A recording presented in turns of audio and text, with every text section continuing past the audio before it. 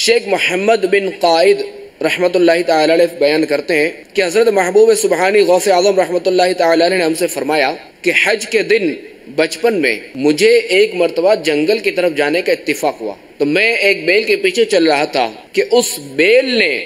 میری طرف دیکھ کر کہا، یا عبد القادر ما لہذا خلقتا، یعنی اے عبد القادر تم کو اس قسم کے کاموں کے لیے تو پیدا نہیں کیا گیا۔ میں گھبرا کر گھر لوٹا اور اپنے گھر کی چھت پر چڑھ گیا تو کیا دیکھتا ہوں کہ میدان عرفات میں لوگ کھڑے ہیں۔ اس کے بعد میں نے اپنی والدہ کی خدمت اقدس میں حاضر ہو کر عرض کی کہ آپ رحمۃ اللہ تعالی علیہ مجھے راہ خدا میں وقف فرما دیں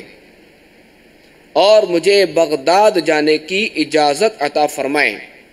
تاکہ میں وہاں جا کر علم دین حاصل کروں۔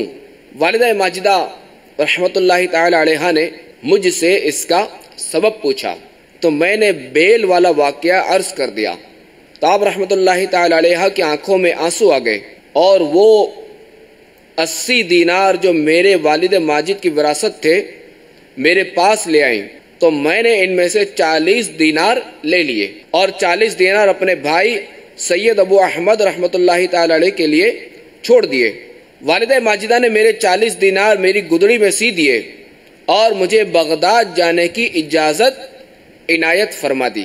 اور آپ رحمۃ اللہ تعالی علیہ نے یعنی والدہ نے مجھے ہر حال میں راست گوئی اور سچائی اپنانے کی تاکید فرمائی اور جیلان کے باہر تک مجھے الوداع کہنے کے لیے تشریف لائیں اور فرمایا، اے میرے پیارے بیٹے، میں تجھے اللہ کی رضا اور خوشنودی کی خاطر اپنے پاس سے جدا کرتی ہوں،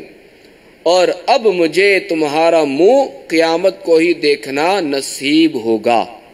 ہمارے غوث اعظم کی والدہ کی بھی کیا شان تھی، کیا ان کا جگر تھا، کیا ان کا دل تھا کہ اپنے لخت جگر کو، اپنے بیٹے کو اس طرح راہ خدا میں وقف کر دیا۔